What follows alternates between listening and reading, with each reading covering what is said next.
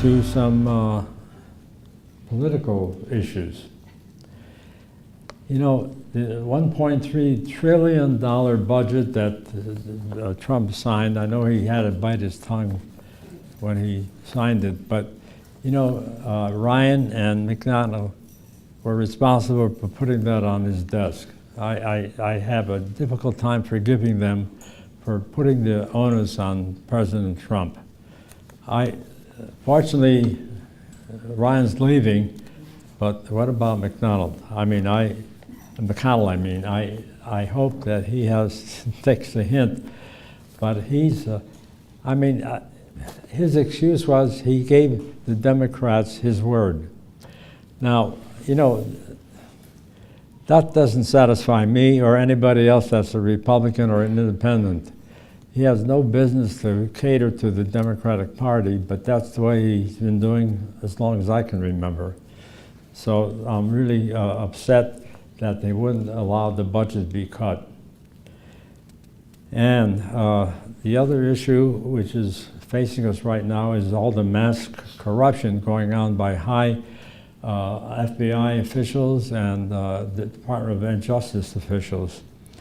I find it difficult to comprehend that men that high in office in the United States would be so stupid as to lie and deceive the American public. But that's what happened, and I have trouble forgiving them. Now, I think this all started with Bill and Hillary Clinton and their corrupt foundation. But we can all be thankful. Thank God that Trump was elected president. I was never so happy, as I'm sure a lot of you were too. I was very pleasantly surprised, and there's only one way that could have happened. God had to have something to do with this victory.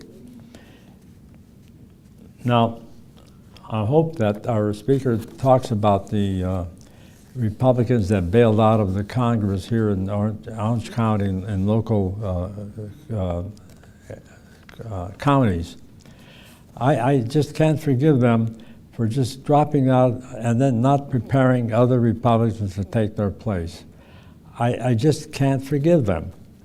But that's what happened, and I know the onus is on our speaker to turn that around. Anyway, enough of that. I'd like to talk about our speaker today.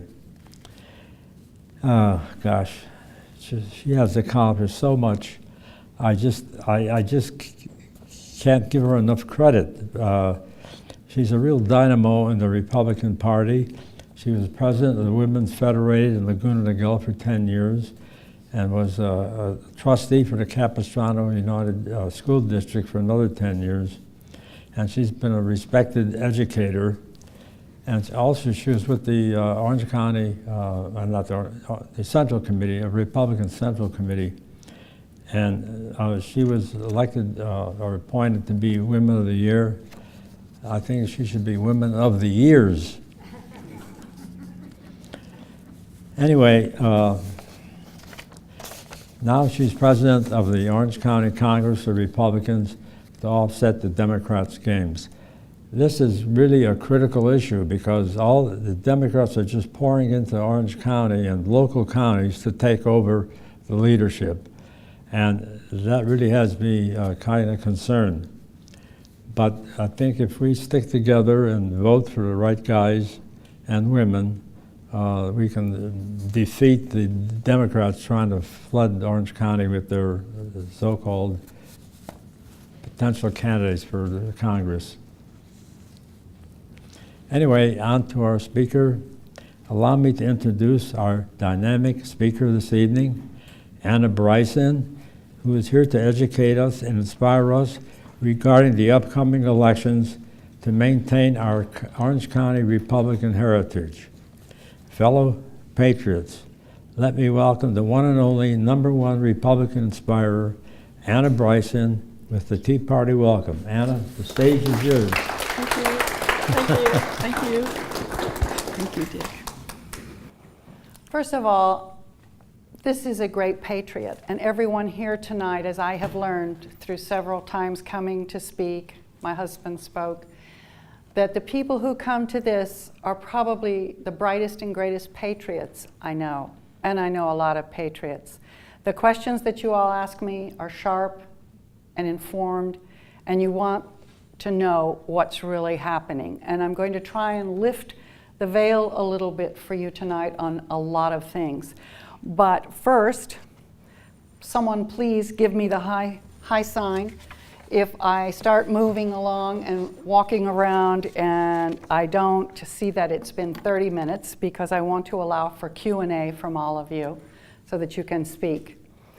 So to my dear fellow patriots, first of all, I'm going to discuss these congressional races, which Dick told me has created a lot of unhappiness among the friends and people that he works with in the Tea Party here.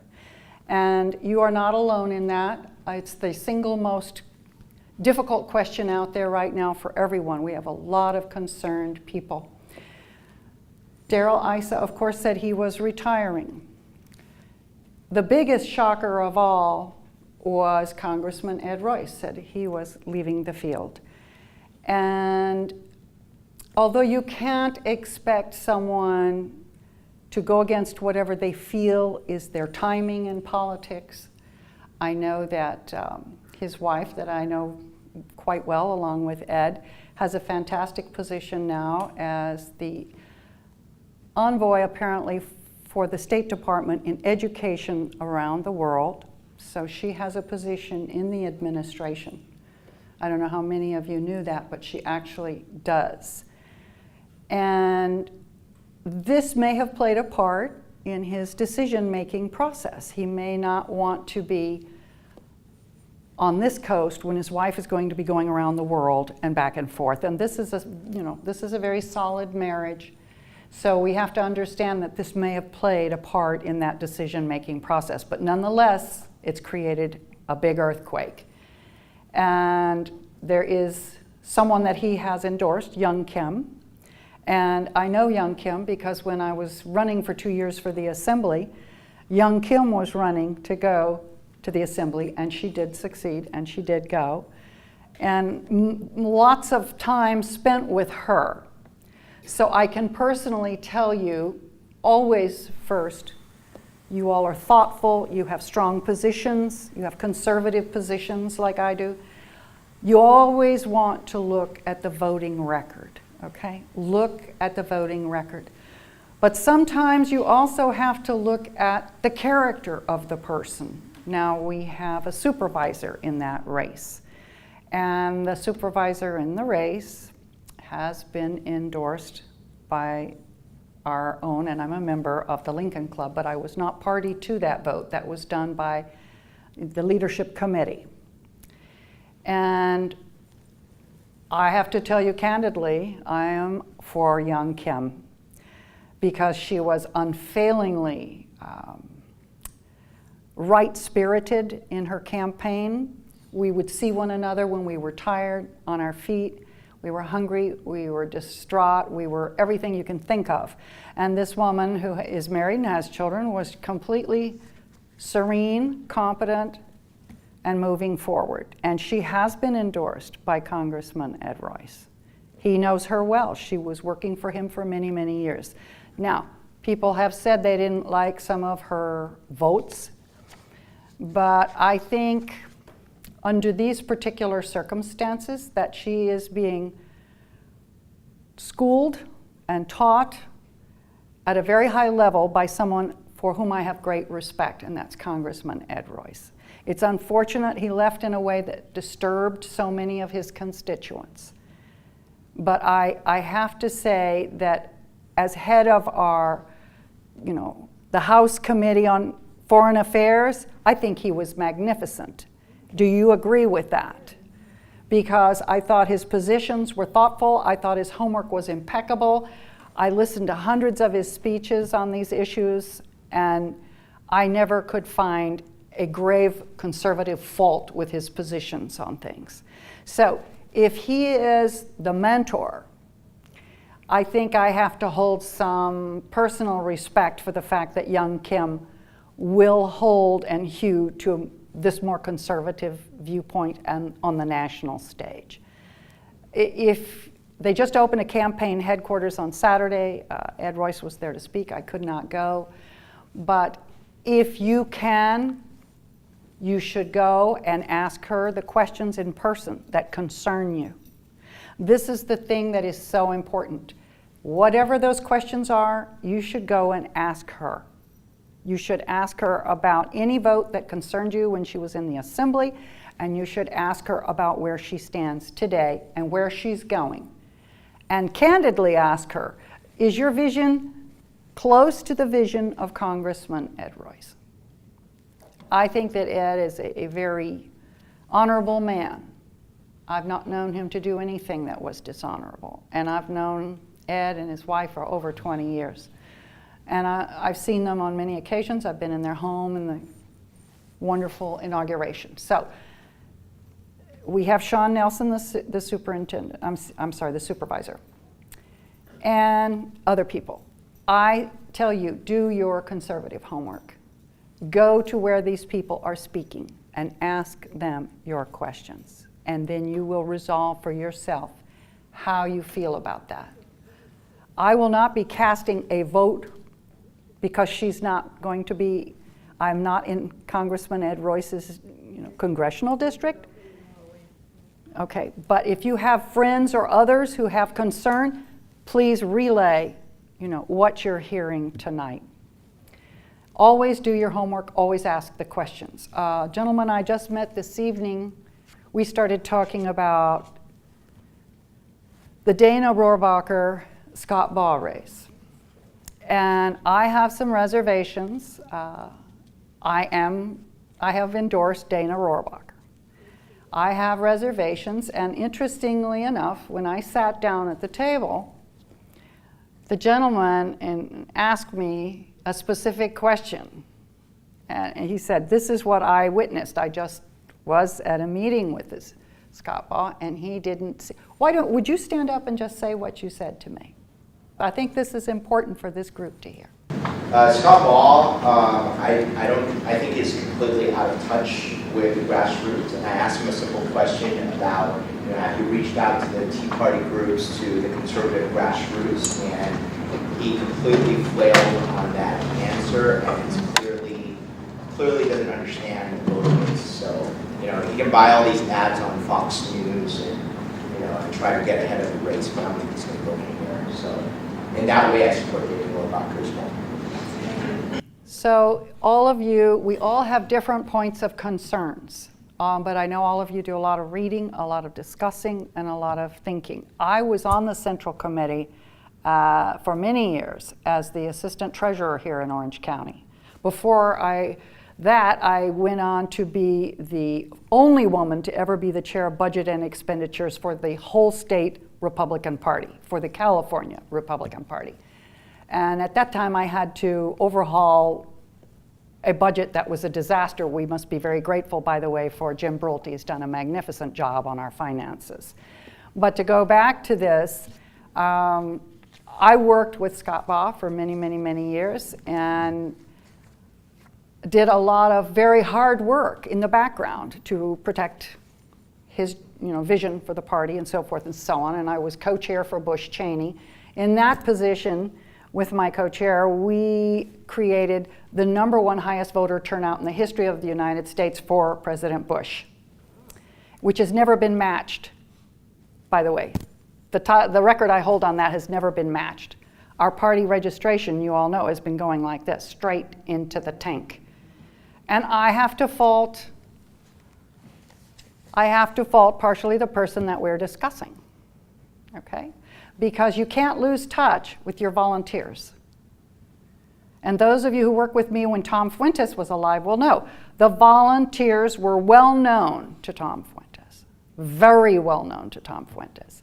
And he valued them, and he valued the effort and energy. So let's come back to this point in time. Here I was in the assembly race, and I'm going to tell you what Scott Baugh said to my face at one moment.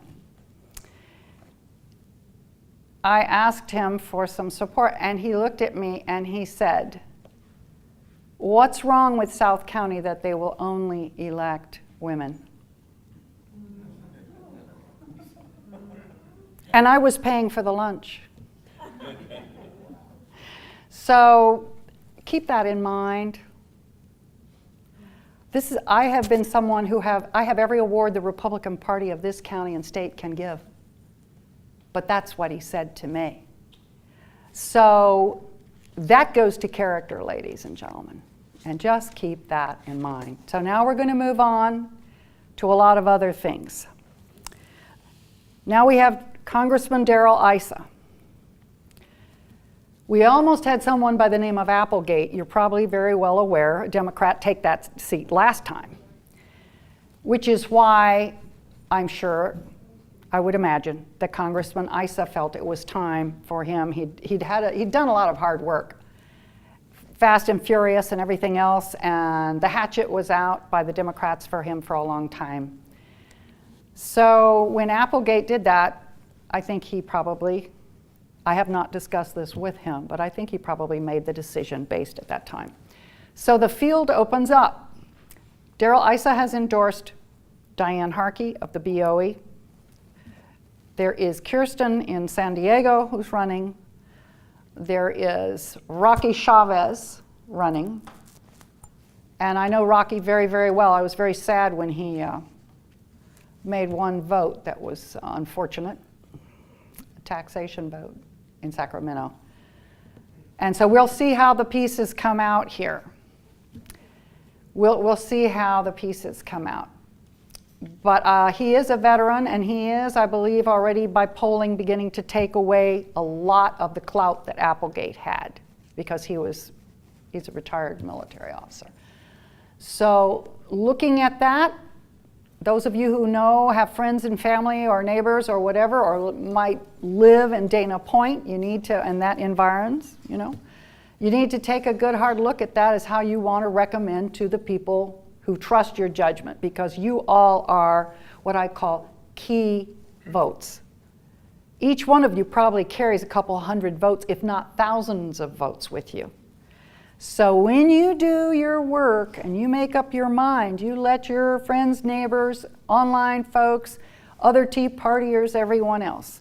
Which one are you endorsing? Am I endorsing in that race? Actually, I have withheld my endorsement for a while.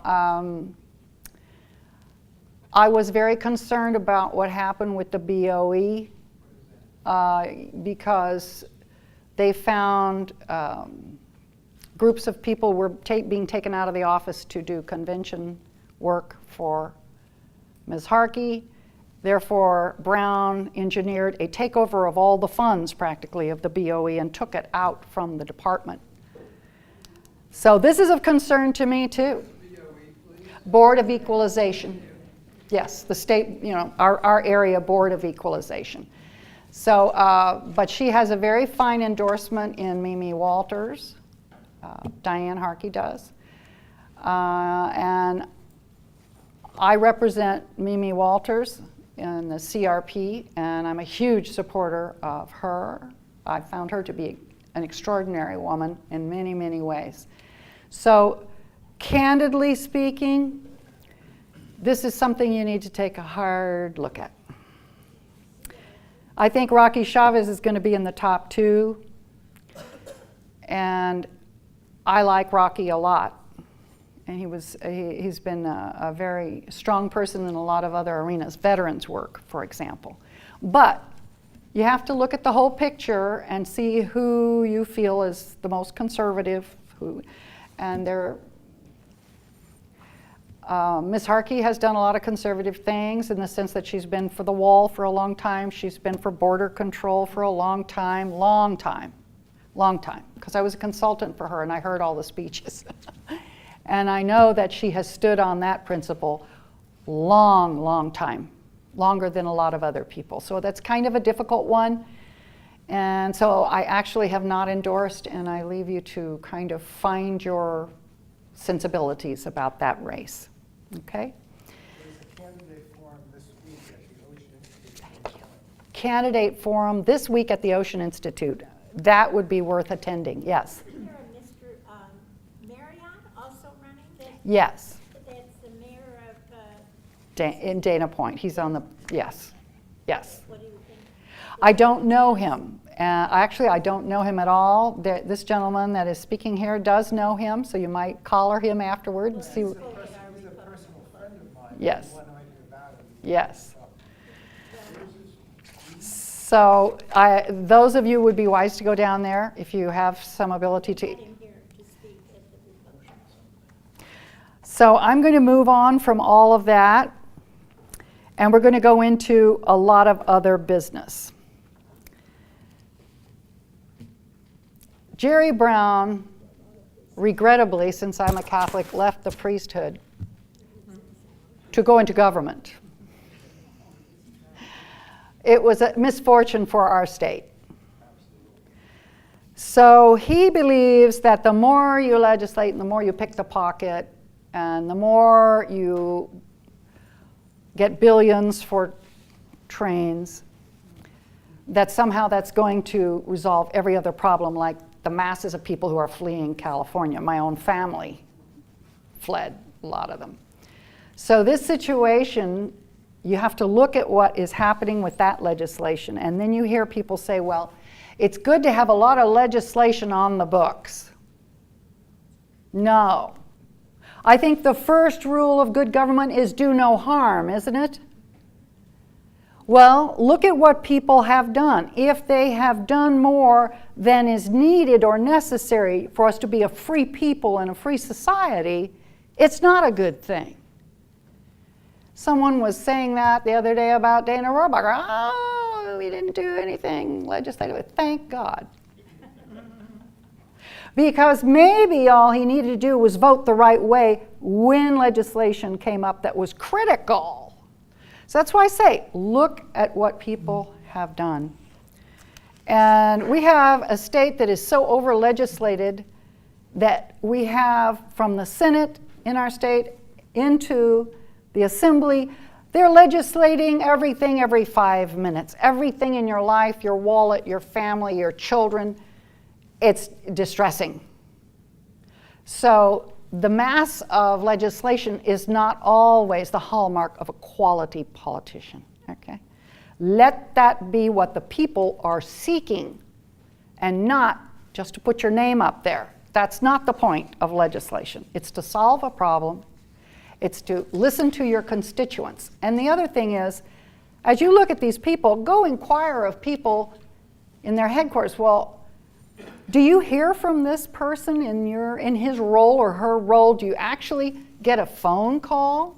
Do you actually hear from these people? Do you actually see them on the street? Do they actually come back from Congress? Do they actually pay attention to you? Because in some cases, I've had people tell me, geez, so-and-so went to Congress, and we never practically hear. This is not a good thing, because how do you know what the needs are of your constituents if you never interact with them, okay? Now we're going to go for a few minutes to a culture war thing that has cropped up lately, and I want you all to understand how insidious the left can be. There was something that was coming out saying it's very strange that Melania Trump has never been on the cover of Vogue since her husband was made president. But of course, Michelle Obama was on dozens of times, and every other magazine in the United States, and on and on and on. This is more important, ladies and gentlemen, than just to women in fashion. This is important for men too, because what has happened in our country is we let a British socialist come into the country 30 years ago, take over a wonderful, charming, beautiful magazine called Vogue, and turn it into a Bible for socialism. Over the past 30 years, you can't pick it up, and I stopped taking it many, many decades ago, because you can't pick it up without a lecture on abortion, have fewer children, change everything in your life, and go out there and march for the newest and latest Democrat, whether it's Hillary, Bill, Obama, whoever. Every other page, every other article, every other interview, they're molding and pushing, which is a cultural war, and it has been scarily and horrifyingly effective, okay? When I read that they were going to finally get her out of here, the editor of 30 Years of Vogue, they're going to send someone else in from England because the socialist message has to keep going. Well, my advice is stop buying it. Don't, go to the library, look at a few of the pictures you want to look at or the whatever. But if you've ever picked up Teen Vogue, has anyone here ever looked at it? Now it's gone online, thank God. If you wanted to see the biggest mess of pornographic perversion, every vile thing I protected my daughters from was there, encouraged in every page. The attack on Melania. She's attacked online by Teen Vogue on a daily basis. These things are put in there to do the Saul Alinsky job, okay? For weak minds will think, oh, I have to be part of that group and put a little hat on and go march. Really? With Comey's wife and his 5 daughters? I'll give you my opinion of Comey right now. He lost his manhood, and it's because of his wife, okay? Because any man who is in that position that has to be respectful to the President of the United States, who thinks it's perfectly marvelous that his wife was marching with his 5 daughters all over Washington, D.C., when he's paid by the American people. And we voted this man into office. I don't know about you, but whatever happened to the keep your ethics and don't get into politics when you are a public employee? Whatever happened to that? Whatever happened to that kind of respect in our country? The military, the first thing that happens when you go in the military, I ought to know, as the daughter of a general, the niece of a general, the sister of a colonel, the mother-in-law of a lieutenant colonel who's now a captain on Southwest. The father of my children was in Vietnam, going off the carrier 250 times. I know a thing or two about military. And what I know is, here was the rule. You never speak ill of the President of the United States. You never allow your children or your family to speak ill of the President of the United States. And why is that? Because he's your boss. And he was put there by the people to whom you owe everything. Your life, your honor, your dignity. Whatever happened to that? Where did an FBI director ever think that he could flaunt everything, lie about everything? Where did that happen? It happened because we had people so, we must have been channeling, because literally 4 of the sentences you said tonight, Dick, are right here in my notes. The corruption that escalated under the biliary fountain of total money grabbing has destroyed the ethos of our country, the right and dignity of the humility of a service. It's not about you, Comey, you fool. It's about our country. How dare you? How dare you? So, as the picnic basket of the political left that they never move anywhere without, by the way, they have this ever-present picnic basket. And they never leave home without it, ladies and gentlemen. And it's full of baloney. Okay? That's their favorite food. That's what they want to spread all over our country. They want to spread their baloney. And when they put it down, which is rare when they put that basket down, when they put that basket down, okay, they see these little ants. And if I can sort of paraphrase Ms. Pelosi here, okay, that the Pope wouldn't be photographed with because she figured she was better than the Pope, right? Well, he taught her a thing or two, okay? And I don't mean this Pope, I mean Benedict. He said, no, there will be no photograph. Okay? When the picnic basket with the bologna is put down, all the little ants come running, okay? And she'd look and she'd say, oh, what are those little people? What do they need bologna for? Okay? It's a disgrace, ladies and gentlemen. It's a disgrace. We have forgotten who we are. We have even forgotten who we were. Well, it's time to wake up. It's time to wake up because the constitutional foundation of sacrifice by our founders, I've been reading through all the founders' lives. Lots of them lost everything. Lots of them lost everything, and they never thought about it. They weren't on the take. They were building the freest society the world has ever known, and they built it with God Almighty. Shame on you, American citizens, that you forget who you are and where you came from. It isn't about take under the table. And they'll tell you that's what it's all about. And that's the way they play the game.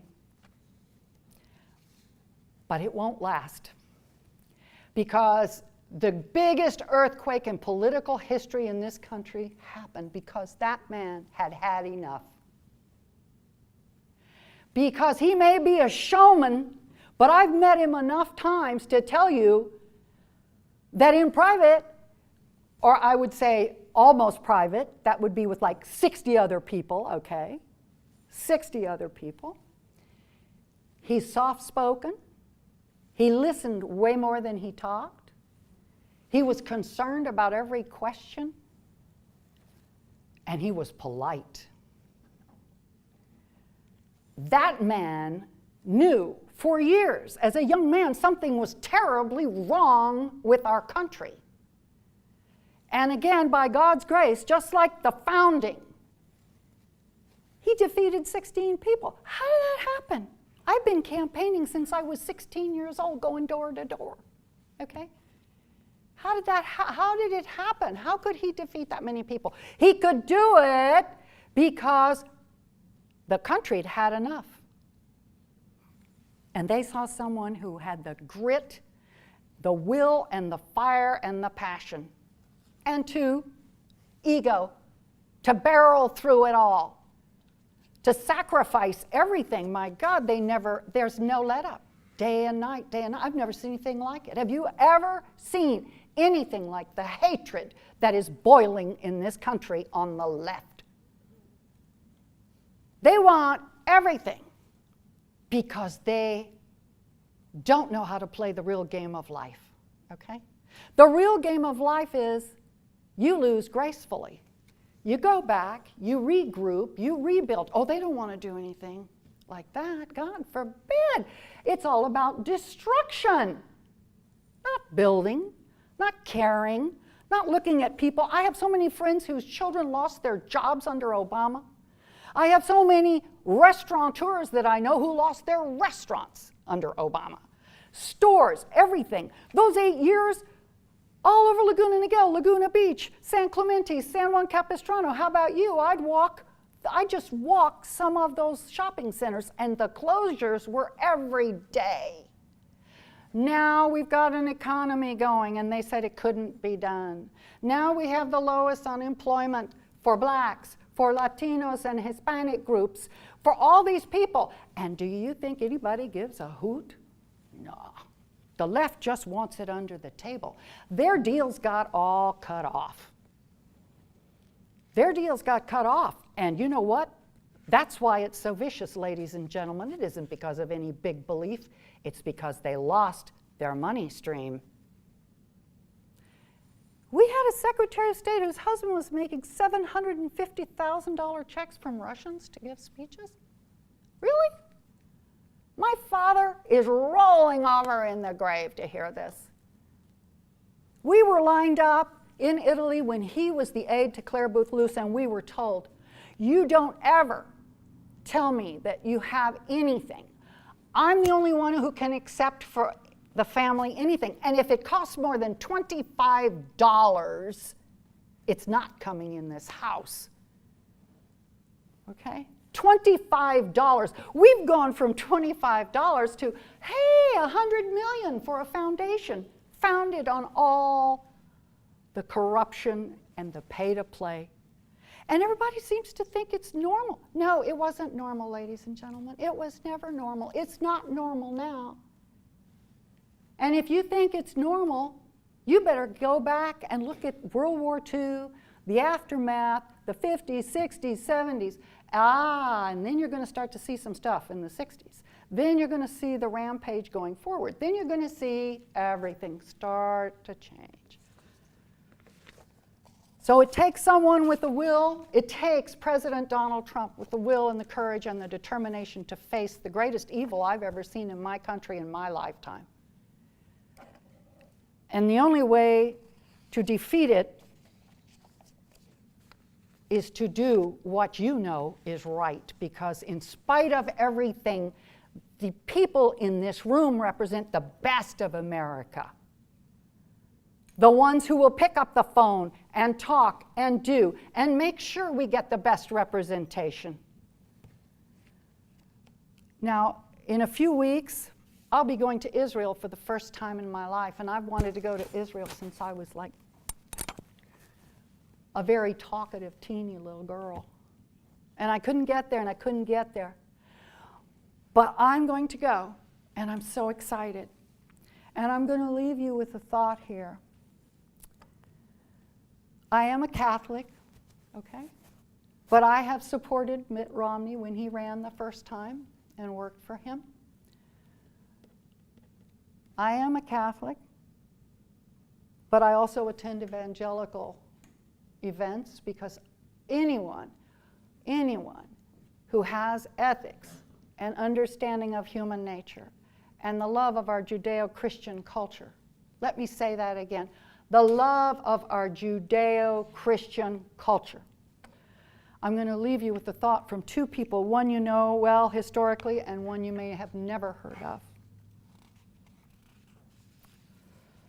Ronald Reagan was often attributed as having said, if not us, who? If not now, when?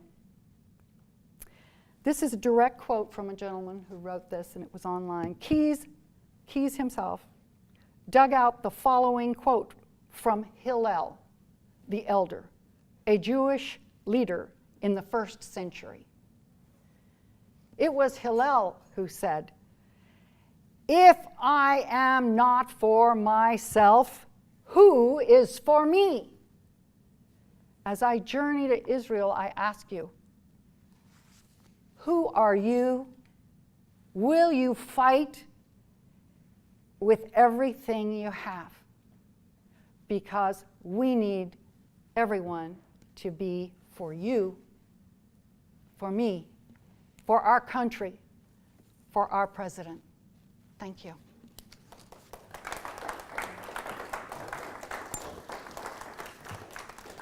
And now I'll take questions.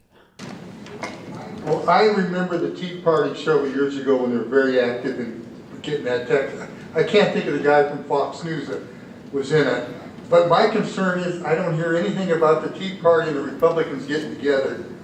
And that thought horrified me, the thought of having Pelosi and Schumer running Congress. So we got to get those two together and get out and trump those idiots that are on the other party. Well, I miss Sarah Palin a lot. I loved Sarah Palin. I contributed to Sarah Palin. I never did have, I've had more conversation with the President of the United States than I got to have with Sarah Palin. Yet I remain devoted to her, and I think Sarah Palin actually broke the ice, led the way for Donald Trump. If you look at what she was doing and saying, you'll see. And he spent, remember, he was having pizza with her. So I keep hoping that Sarah will extend her voice again, more than just a few tweets, to empower the Tea Party to get in motion again. It is critical, it is important, but if that doesn't happen, all of you here need to burn the wires for what you believe in. Because there is no other time but this time to fight this good fight. We have to contain and retain Congress. Whatever candidate, doesn't have to be my choice, fight for the candidate to go to Congress who's our Republic. Take your strong feelings and talk to your friends and neighbors and family. Do everything you can. I had calls today, will you go do a phone banking for Diane Harkey, for example. I've had calls from a lot of people, and I tell them, I'm doing my work in a different kind of way now. I did that for 40, 50 years, and I'm just doing it in a different way now. I'd rather talk to groups of people and get the engines moving because that's so critically necessary. I think, I don't have a question as much as a comment.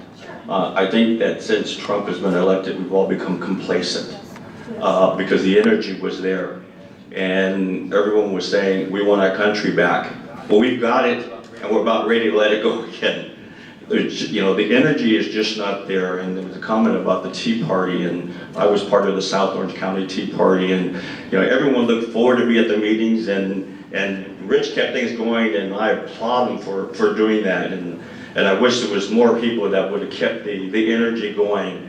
And somehow or another, and I don't know how it's going to happen, but you know, that energy has got to be brought back.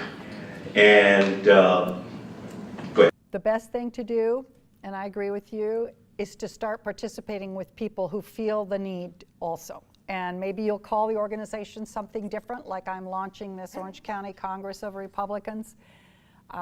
It's been more of a lengthy launch than I thought would occur, but that's sort of normal when you're launching anything. But the bottom line is gather with other people who have your interest, and just, even if it's in your home, start picking up the phone and then decide who the candidates are that you want to do something for, whether it's emailing or phone banking. I have a sign in my yard for Tony Rackauckus. And I haven't seen any signs for anybody in that race anywhere but in my yard. So if you feel strongly about somebody or something, and by the way, I've known him almost 25 years, you want to do it. It doesn't have to be my candidate. It has to be your candidate, the one that you're comfortable with, that reflects your values, that you think is hitting on the things that mean freedom, liberty, justice, and all the good things we have in this country. And I urge you, you are such important, knowledgeable people, to get out there and fight with what you have. I keep hearing the Democrats say they're going to impeach Trump. You can't just impeach, you have to have a reason for it. How are they going to do something like that? Well, first of all, as that crazy woman, I just won't give her a name, in LA, she leads the band. Yeah, I don't even like to say her name because she's too insane. It's sort of insulting. But that crazy woman, number one, you have to take back the House, the Senate. And then they're just going to make up anything they want to make up, like they've been doing. All the collusion is obviously on the Democrats' side. Fake dossier, you all know the drill. I don't need to bore you by going through all that, but it's obvious. It's the thing that you learn in second grade. Mommy, she said I did this, and she's the one who stole that peanut butter sandwich. It's the classic. It's been going on since second grade. You just smear the other person with the lie, and then you run with it. Of course, in my house, if that had happened, I would have had very hard time sitting for a few days. So, bottom line, it's an old story, it's a lie, but they control Congress. They'll be doing it. So that's why you better pick your people and go for it, because we have to retain the House and the Senate. So do everything you can. And by the way, Mimi Walters, I've known her for the same length of time almost as Tony Rackauckus, is just, in my book, a fabulous, fabulous, fabulous Congresswoman. I like her votes, I like her character, I know her character well, And she's in a tough race too, by the way. Let's not forget that. And we need to keep Mimi right where she is. So please keep that one in mind. It's a very important race. And they do have the hatchets out for her because she exemplifies what they try to tell everyone we don't have. Thank you. So we need to keep her in office. You were mentioning conservative views. The organization American Conservative Union, they have a listing on the internet. They rate each candidate according to various items. They give them an overall percentage. By the way, Mimi's only got a 75% approval. Well, that doesn't surprise me because Mimi also has an awareness as a former broker, stockbroker. You know, she knows about business, she knows about markets. She has a lot of financial savvy, and I am aware of that.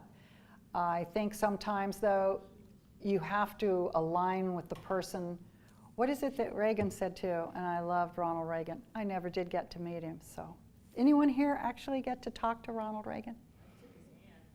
Well, that's a wonderful thing right there. But he said, in essence, you're not going to get everything. If you can get most of what is important to you and the country, go with it. And I've never known her to tell a lie or be dishonorable or to be double dealing or any of these funky things we see now. So what you see is what you get with Mimi, and look at her record and everything else, but frankly, I think that would be a very fine vote. And I know the president likes working with her too. I don't know if you saw her in one of the signings of one of the bills. He called her over and had her right there. And we need people who will help the president get his agenda through. Thank you very much. You're the best audience in the world. I love you dearly. Yes, Dick. Yes, Dick. Anna, I just asked one question. Who are you supporting for governor in California? For governor. Oh, man.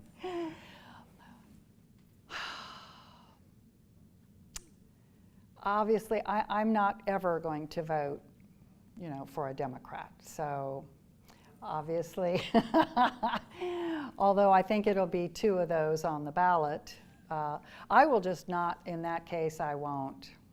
I would rather and as someone said to me, are you going to vote for, Feinstein, for example? I said, no.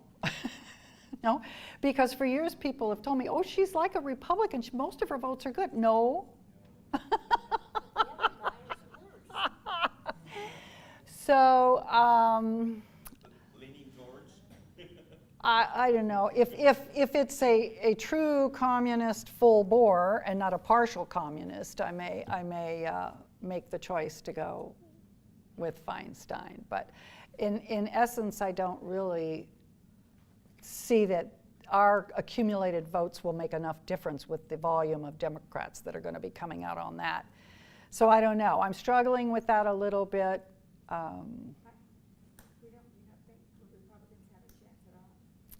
For the governorship, I have endorsed Travis Allen, if that's what you're asking. Yeah. I will vote for Travis, and I just want to see him make the top two. This is my concern. I know Newt is campaigning for Cox, but I saw at the Orange County, Shirley Morgan was there. Right after Travis Allen spoke, there were 45 women in a line. Women control the vote in the state of California. If we can just get him on that ballot, then he would have a chance, okay? He would have a chance. Because when he gets out there and meets and greets and goes on TV, I saw him when he spoke with Shannon Bream. Did anyone else see that interview? She's got the last show in the night, like 11 o'clock or something. And it opened up, and Shannon Bream was sitting there with her mouth down here, which I've never seen her do. Her eyes went, she said, "You're the Republican candidate for governor?" She was so wowed by him, she couldn't speak.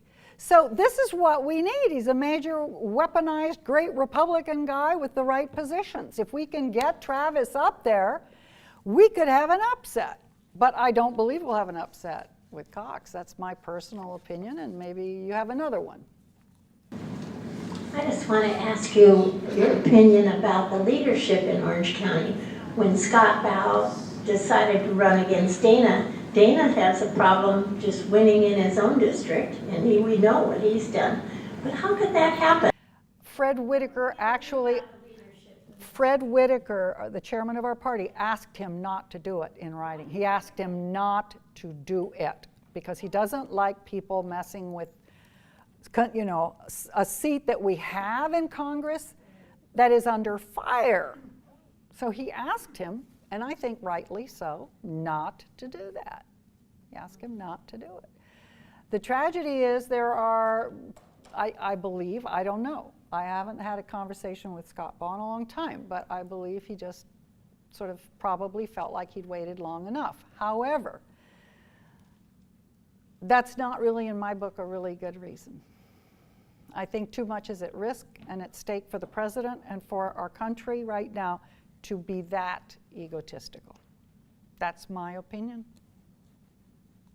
That's for sure my opinion. Thank you all very much. You're fabulous. Thank you.